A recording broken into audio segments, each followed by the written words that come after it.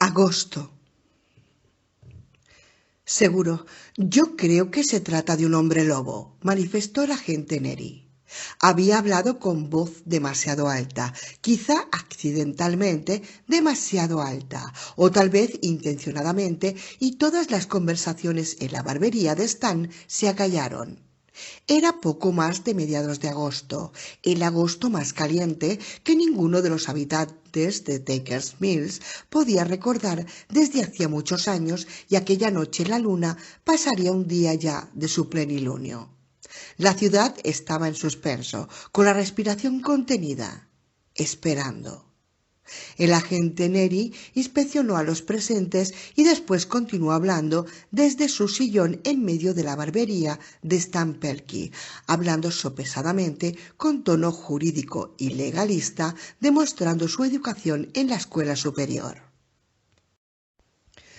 En realidad Neri era un hombre fuerte como un toro, muy alto, y toda su educación superior se limitaba a que había sido miembro de los Takers Mills Tigers, el equipo de rugby universitario. Sus exámenes terminaron apenas en aprobado y varias veces hasta estuvo bordeando el suspenso.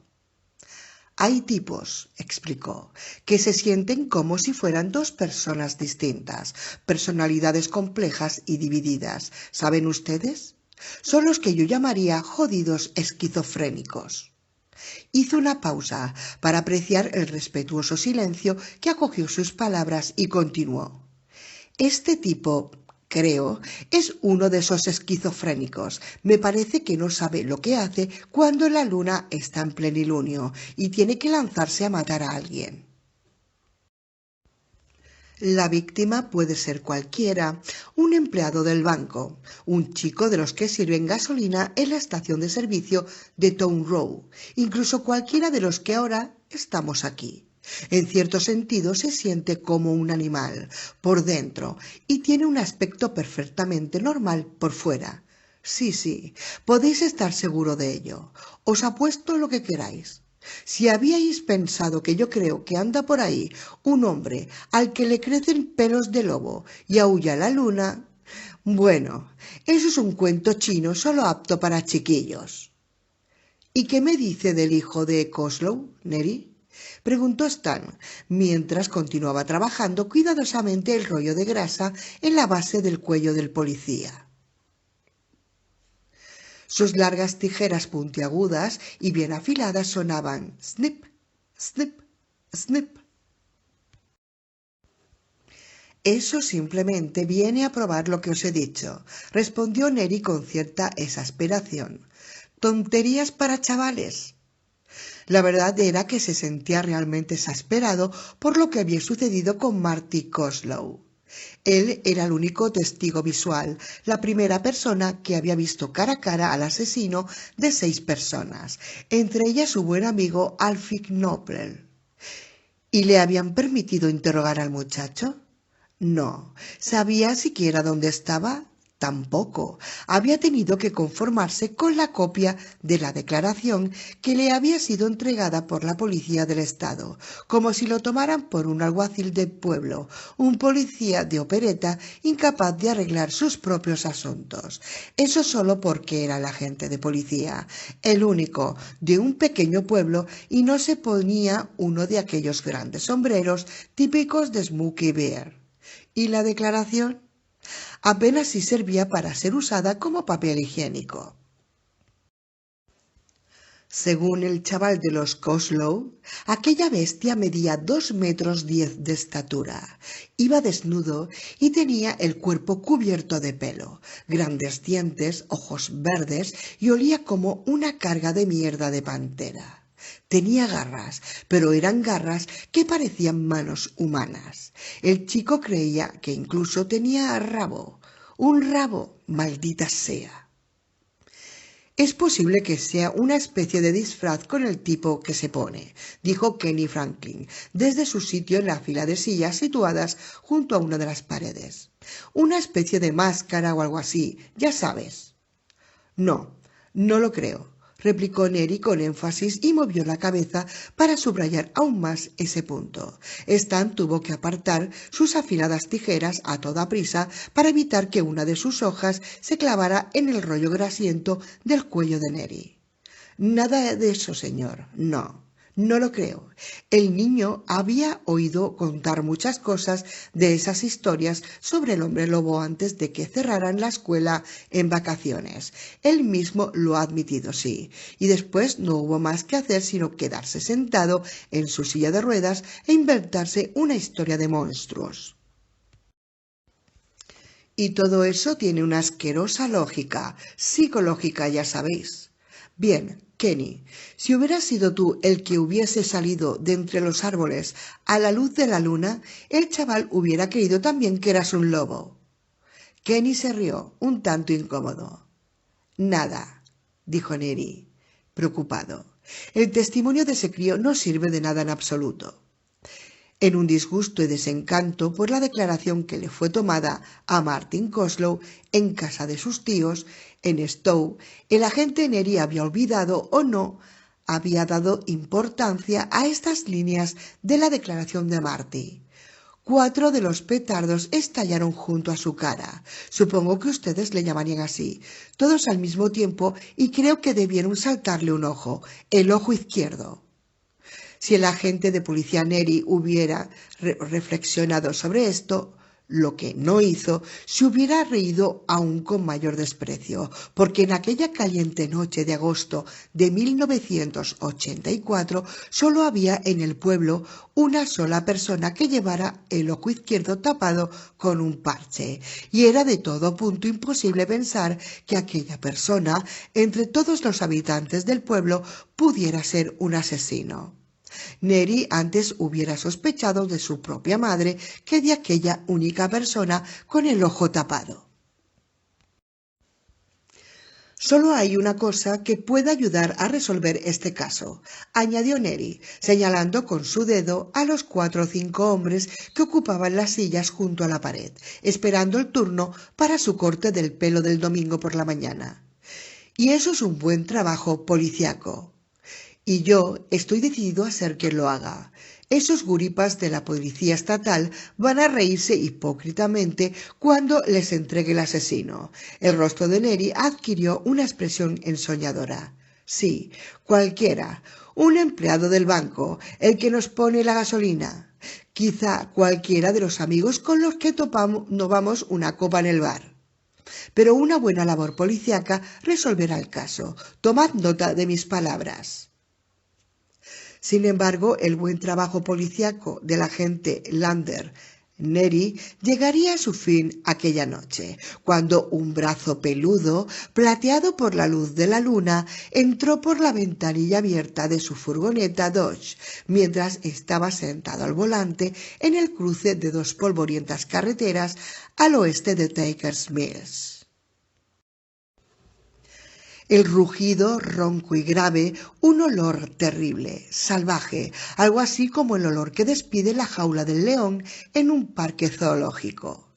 El policía había girado la cabeza y tuvo tiempo de ver un ojo verde. Vio también la piel del lobo, el hocico negro y húmedo. Y cuando frunció el labio superior para gruñir, vio los dientes. Las garras de la bestia se clavaron en él, casi como en un juego, y una de sus mejillas desgarradas expulsó fuera los dientes como en una explosión. La sangre salpicó por todas partes. Lo sintió correr por su espalda, por la camisa, con viscosa y cálida fluidez. Gritó, y el grito salió al mismo tiempo de su boca desgarrada y de su pecho destrozado. Sobre el hombro de la bestia, dedicada a su cruel trabajo de asesino, pudo ver cómo la luna enviaba su blanca luz sobre la tierra. Neri se había olvidado de la radio, había olvidado su revólver del 45 que pendía de su cinturón.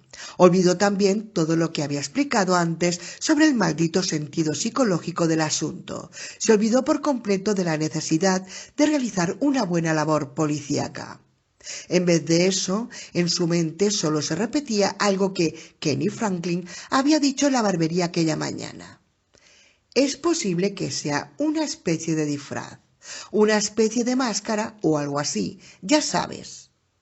Por eso, cuando el hombre lobo atacó la garganta del policía, éste alargó las manos para alcanzar la cara del hombre lobo, se aferró a sus pelos y tiró de ellos con fuerza, confiando con toda su alma que la máscara resbalaría de la cara, que se oiría el chasquido de un elástico al saltar o el sonido de un látex de la máscara al romperse y podría verle el rostro. Pero no ocurrió nada de eso. Solo se oyó un rugido de dolor y furia procedente de la garganta de la bestia. Le apartó las manos con un golpe de sus garras o de su mano, pues el policía pudo ver que, en efecto, se trataba de una mano humana, una mano provista de garras y terriblemente deforme.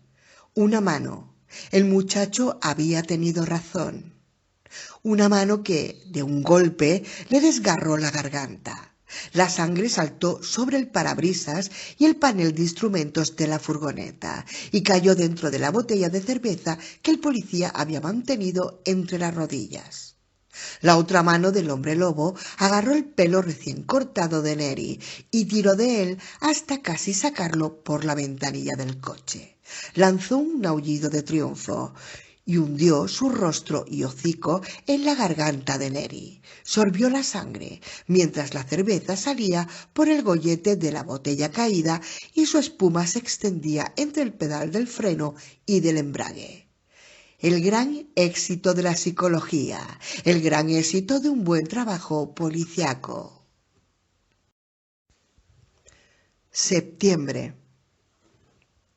Cuando la luna entró en su cuarto creciente y de nuevo se aproximaba la noche de plenilunio, la aterrorizada gente de Takers Mills esperaba un nuevo hecho sangriento en aquel ambiente caluroso. Pero no ocurrió nada. En cualquier otra parte del ancho mundo, las ligas regionales de béisbol se decidían unas tras otras y había comenzado ya la temporada de rugby o de fútbol americano. En las montañas rocosas, en su vertiente canadiense, el simpático William Scott informó a los habitantes de Takers Mills que había caído una nevada que cubrió el suelo con un palmo de nieve el 21 de septiembre. Pero en este rincón del mundo el verano se mantenía firme. Durante el día las temperaturas se aproximaban a los 30 grados. Los niños, que hacía ya 3 semanas que habían vuelto a la escuela, no se sentían a gusto sentados en sus pupitres, sudando en las calurosas aulas en las que el reloj marchaba tan lentamente que cada minuto les parecía una hora. Los maridos discutían y se peleaban con sus mujeres sin razón aparente, insultándose y atacándose. Y en la gasolinera de la Gulf, propiedad de O'Neill en la Town Road, en el cruce de carreteras, un turista tuvo una pelea con Pucky O'Neill por razones del precio de la gasolina. Se extendió en sus palabras y Pucky le dio un golpe en la cabeza con la manguera. El visitante, que procedía de New Jersey, necesitó 4 puntos y se marchó amenazando con denuncias legales y pleitos. No entiendo de qué se queja, dijo Pucky cazurramente aquella noche en la taberna. Solo le golpeé con una parte de mi fuerza, ¿sabéis? Si le hubiera pegado con toda mi fuerza, no solo lo hubiera hecho callar, sino que estaría ya criando malvas. Seguro, asintió Billy Robertson, precisamente porque Pucky tenía el aspecto de no ser uno de los que golpean con todas sus fuerzas si alguien le lleva la contraria. ¿Qué te parece otra cerveza, Puck? Vete a la mierda, fue la respuesta de Pucky. Milt Sturfuller había enviado a su mujer al hospital tras una discusión sobre una mancha de huevo que en el lavaplatos no había quitado. El hombre había mirado la manchita amarilla y reseca en el plato en el que le servía su almuerzo y sin más ni más le dio un buen puñetazo. Pucky O'Neill hubiera dicho que le había pegado con toda su fuerza. —¡Maldita perra! —exclamó alzándose sobre Donnelly, que se había quedado tumbada y abierta de piernas sobre el suelo de la cocina, con la nariz rota y sangrando. Sangraba también por la nuca, que se golpeó al caer. Mi madre lavaba los platos a mano y los lavaba bien. ¿Qué es lo que pasa contigo? Más tarde le diría al doctor del Hospital General de Portland, en el departamento de urgencias, que Donnelly se había caído de espaldas por las escaleras. Donnelly, aterrorizada y acobardada, después de 9 años en guerra matrimonial, acabaría por apoyar sus declaraciones. A eso de las 7 de la noche de la luna llena se alzó un viento desagradable, el primer viento frío después de una larga temporada veraniega. El viento trajo consigo unas nubes espesas que venían del norte, y durante unos momentos la luna jugó al escondite entre ellas, dando al borde de las nubes una tonalidad de plata batida. Las nubes se fueron haciendo más espesas y la luna desapareció. Pero seguía estando allí. Las mareas, a unos 35 kilómetros de Takers Mills, sentían su influencia también, pero mucho más cerca. Lo mismo le ocurría a la bestia. A eso de las 2 de la madrugada se pudo oír una espantosa serie de gruñidos de dolor y miedo procedente de las porquerizas de Elmer Zimmerman en la West State Road, a unos 20 kilómetros del pueblo. Elmer tomó su rifle, vestido solo con el pantalón de su pijama y zapatillas. Su mujer, que casi había sido una muchacha bonita al casarse con Elmer en 1947, cuando la chica solo tenía 16 años, empezó a llorar y a suplicarle que no saliera, que se quedara con ella. Elmer la apartó a un lado y tomó el arma que estaba en el vestíbulo. Sus cerdos no estaban gruñendo, estaban gritando. El ruido parecía como si procediera de un grupo de jóvenes sorprendidas por un maníaco en una fiesta campestre.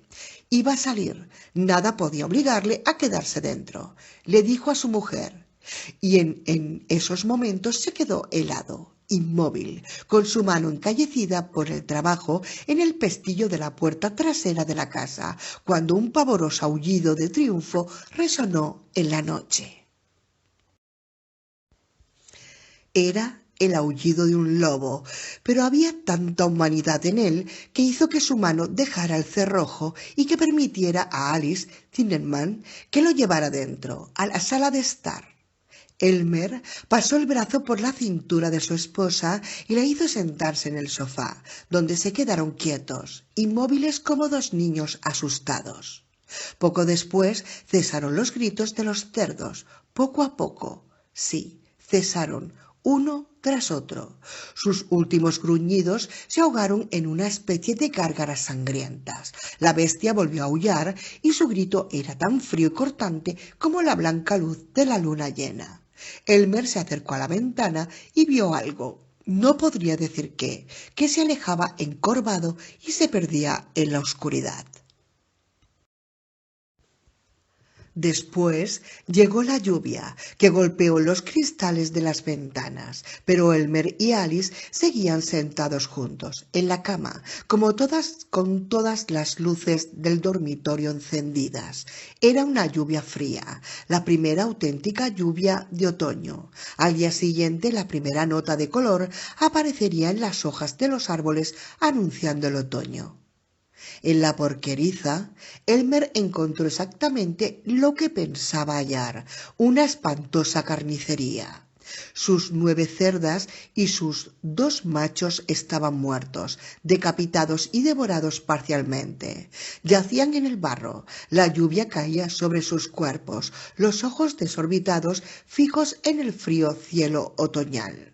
Elmer había llamado a su hermano Pete, que llegó desde Minot, y ambos estaban juntos contemplando el sangriento espectáculo. Guardaron silencio durante un rato y por fin Elmer fue el primero en hablar. El seguro cubrirá en partes los daños, aunque no todo. Creo que yo mismo podré hacerme cargo del resto. Es mejor que hayan sido mis cerdos que no otra persona. Pete movió la cabeza.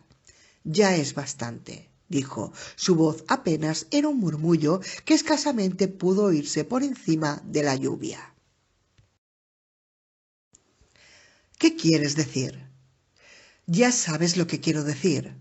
En el primer plenilunio habrá por aquí 40 hombres, o 60, o 160 si hacen falta. Ya es tiempo de que la gente deje de esconder la cabeza bajo el ala, pretendiendo que no pasa nada, cuando todo el mundo puede ver lo que realmente sucede. Por el amor de Dios, Elmer, mira esta escena. Pete señaló abajo, al establo, en torno a los cerdos muertos y descuartizados horriblemente. La suave tierra del suelo de la porqueriza estaba cubierta por unas grandes huellas. Parecían las de las patas de un lobo, pero al mismo tiempo tenían algo sórdidamente humano. ¿Ves esas malditas huellas? Sí, claro que las veo. No creerás que esas huellas la hizo ningún ser normal, ¿verdad? No, supongo que no. Esas huellas son las que haría un hombre lobo, y tú lo sabes, como lo sabe Alice y como lo sabe la mayoría de los habitantes de este pueblo, indicó Pete. ¡Qué demonio! Lo sé hasta yo, que no vivo aquí.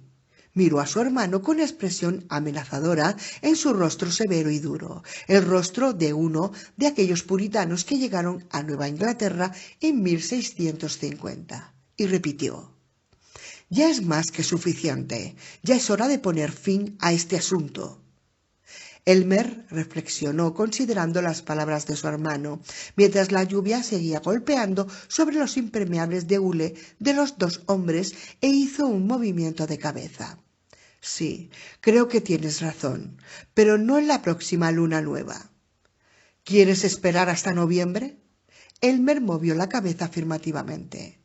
Los árboles desnudos, sin hojas, es más fácil seguir las huellas si hay un poco de nieve.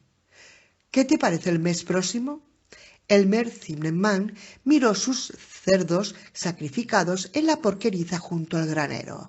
Después se volvió para mirar a su hermano Pete.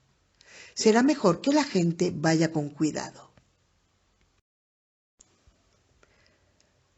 Octubre. Cuando Marty Coslow regresó a casa, después de haber recorrido las casas vecinas con las bromas y sustos propios de la noche de difuntos, la Halloween Night, tan celebrada por los anglosajones, las baterías de su silla de ruedas estaban casi agotadas y se dirigió directamente a la cama, aunque sin poder dormir hasta que la media luna se elevó en el cielo helado cubierto de estrellas que brillaban como chispas de diamante. Fuera, en la terraza, donde salvara la vida gracias a una ristra de cohetes y petardos, un viento helado soplaba arrancando las hojas secas de los árboles, que descendían en una especie de torbellino, como un inútil sacacorchos que se estrellaba contra las losas. La luna llena del mes de octubre había pasado sobre Takers Mills sin producirse ningún crimen, el segundo mes que así sucedía. Algunos de los habitantes del pueblo, entre ellos Stan Pelkey, el barbero, y Cal Baldwin, el dueño de la única casa de venta de automóviles en la pequeña ciudad, la Baldwin Chevrolet, creían que el terror había pasado. El asesino debía de ser un hombre de paso o un vagabundo que vivía en el bosque, y el que fuera había decidido marcharse de allí, como ellos ya habían dicho que acabaría haciendo. Otros, sin embargo, no estaban tan seguros. Eran los que pensaban en los 4 ciervos muertos y destrozados junto a la carretera principal el día después de la noche de plenilunio, y en los 11 cerdos de Elmer Zimmerman muertos durante la luna llena de septiembre. Las discusiones se sucedían en la taberna, entre cerveza y cerveza, en las largas noches de otoño. Pero Marty Coslow sabía muchas cosas. Aquella noche había salido con su padre para ir de casa en casa, pidiendo dulces y golosinas, amenazando con su calabaza hueca a los que se negaban a darle algo. A su padre le gustaba aquella costumbre norteamericana de Halloween. Le gustaba el viento helado de la noche, le gustaba reír con su cordial risa de amigo mayor y lanzar gritos con los que fingía querer asustar a los que abrían las puertas y asomaban los rostros conocidos de Takers Mills. Marty iba disfrazado de Yoda, una especie de extraterrestre, el rostro cubierto con una máscara de goma y una gran túnica que le cubría sus piernas inútiles. Siempre consigues todo lo que quieres, le había dicho Katie, echando hacia atrás la cabeza en ademán de disgusto, cuando vio la máscara. Pero Marty sabía que no estaba enfadada con él, realmente, porque le había preparado el báculo, un detalle que completaba su artístico disfraz. Aunque sí, quizá un poco triste porque se la consideraba ya demasiado mayor para ir pidiendo y amenazando de casa en casa. En su lugar iría a una fiesta con sus compañeros y compañeras de escuela. Bailaría al ritmo de los discos de Donna Summer, asarían manzanas y más tarde se apagarían las luces para el juego de la botella que gira y quizá tendría que besar a algunos de los chicos, no porque le gustara hacerlo, sino porque sería divertido y podría reírse entre dientes con sus amigas al día siguiente en los pasillos de la escuela. El padre de Marty llevó a éste en su camioneta porque ésta tenía una pequeña rampa que podía ser utilizada para que Marty subiera y bajara. El chico bajaba de la camioneta y con su silla de ruedas recorría las calles, con su bolsa sobre el regazo. Así había recorrido todas las casas de su calle y algunas otras más céntricas del pueblo, las de los Collins, los McInnes, los Manchester, los Milliken y los Easton. En la taberna habían colocado un gran tazón lleno de palomitas de maíz rebozadas de azúcar, barras de chocolate con la rectoría de la iglesia congregacional y barras de mazapán en la rectoría baptista. Después Marty fue a los hogares de los Randolph, los King, los Dixon y una docena o dos docenas más de familias del pueblo. Marty regresó a casa con su bolsa llena a reventar de golosinas y con un conocimiento terrorífico, casi increíble. Lo sabía. Sabía quién era el hombre lobo. En una de las visitas realizadas por Marty, la bestia en persona, ahora segura entre sus lunas de locura, había puesto algunas golosinas en su bolsa sin darse cuenta de que el rostro del muchacho había palidecido, como el de un muerto, bajo su máscara de Yoda. Bajo sus guantes, sus dedos apretaron el bastón que completaba su disfraz con tanta fuerza que sus uñas se volvieron blancas. El hombre lobo le había sonreído a Marty y acarició la parte de la máscara que cubría su cabeza. Era el hombre lobo. Marty lo sabía, y no solo porque llevara un parche negro cubriéndole un ojo. Había algo más, cierto parecido vital entre el rostro humano de aquel hombre y la rugiente cara del animal que había visto en aquella noche veraniega y plateada por la luna hacía ya cerca de 4 meses. Desde su regreso a Takers Mills, a su vuelta de Vermont el día después de la fiesta de trabajo, Marty venía manteniéndose alerta, vigilante, seguro de que acabaría por volver a ver al hombre lobo tarde o temprano y que lo reconocería cuando lo viera porque sabía que tendría que tratarse de un tuerto. Aun cuando la policía le había dicho que lo tendría en cuenta y haría las comprobaciones pertinentes, cuando él le dijo que estaba seguro de que le había sacado un ojo al hombre lobo, Marty sabía que no le habían creído del todo, posiblemente porque solo era un niño, o porque no estaban allí aquella noche de julio en que tuvo lugar el enfrentamiento. De todos modos, eso no le importaba demasiado. Él sabía que las cosas habían sido así, tal y como las explicaba. Takers Mills era una ciudad pequeña, pero estaba creciendo, y hasta aquella noche Marty no había visto a ningún tuerto.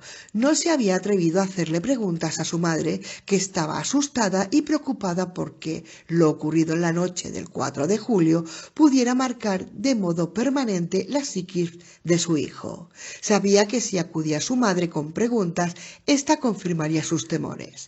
Por otra parte, Takers Mills era un pueblo pequeño. Más pronto o más tarde acabaría por ver a la bestia, también con su rostro humano. De regreso a la casa, el señor Coslow, el entrenador Coslow, para sus miles de estudiantes presentes y pasados, pensó que Marty estaba tan inquieto y tranquilo debido al cansancio y a la excitación de la noche. La verdad era que estaba equivocado. Con la excepción de aquella noche, con la maravillosa bolsa de fuegos artificiales, Marty jamás se habría sentido más despierto y más lleno de su vida. Su principal pensamiento era: le había costado casi 60 días, tras su vuelta de Vermont, descubrir la identidad del hombre lobo, debido a que él era católico y acudía a la iglesia de Santa María, en las afueras de la ciudad. El hombre con el parche en el ojo, el hombre que había puesto una barra de mazapán en su bolsa y lo había acariciado en la cabeza por encima de su máscara de goma, no era católico. Muy lejos de ello. La bestia era el reverendo Lester Lowe, de la Iglesia Baptista de la Gracia. Apoyado en el quicio de la puerta, sonriendo, Marty había visto con toda claridad el parche que le cubría el ojo, a la luz amarillenta de una lámpara que salía por la puerta entreabierta. Le daba al reverendo un aspecto casi de pirata. «Siento mucho lo de su ojo, reverendo Lowe», dijo el señor Coslow con su recia voz de amigo mayor. Espero que no sea nada serio». La sonrisa del reverendo Love adquirió un aire de sufrimiento pacientemente soportado. La verdad era, dijo, que había perdido el ojo. Un tumor benigno había hecho necesario extirpar el ojo para sacar el tumor, pero se trataba de la voluntad de Dios y se estaba adaptando bien a la nueva situación. Después acarició la cabeza enmascarada de Marty y dijo que había muchas otras personas que él conocía que tenían que soportar cruces más pesadas. Ahora, Marty, echado en su cama, escuchaba el viento de octubre que cantaba afuera, arrastrando las últimas hojas secas de la temporada, introduciéndose por los huecos de los agujeros de la calabaza hueca, iluminada con una vela encendida en su interior, que flaqueaba el camino de entrada a la casa de los Coslow. Mientras observaba el recorrido de la media luna por el cielo cubierto de estrellas. La cuestión que se planteaba era: ¿qué debía hacer ahora? No lo sabía, pero estaba seguro de que el tiempo acabaría por traerle la respuesta.